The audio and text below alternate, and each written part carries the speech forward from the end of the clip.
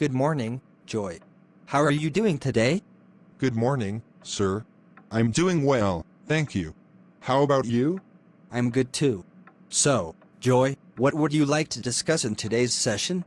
Sir, I've been working on improving my English, but I feel a bit stuck when it comes to speaking fluently. Can you help me with some tips?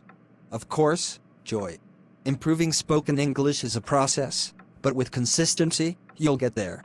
First, tell me, do you practice speaking English daily? Not daily, sir. I mostly read and listen, but I hesitate to speak because I fear making mistakes. That's a common issue.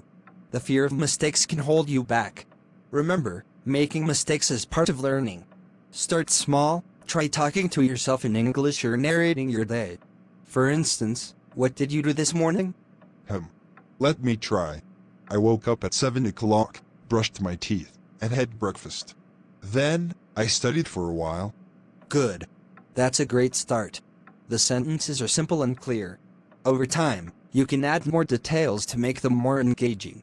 For example, I woke up at 7 o'clock feeling refreshed, brushed my teeth, and enjoyed a delicious breakfast of toast and eggs.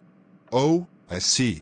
Adding details makes the sentences more interesting and helps me practice new words.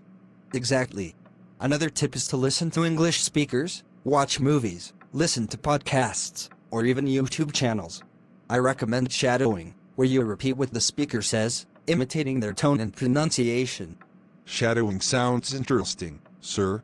I'll try that. But sometimes, I struggle with finding the right words.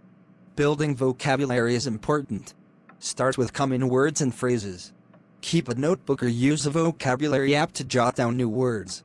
Try using these words in your conversations. For instance, instead of saying I am happy, you could say, I'm delighted. That's a good idea. I'll create a habit of learning at least 5 new words daily.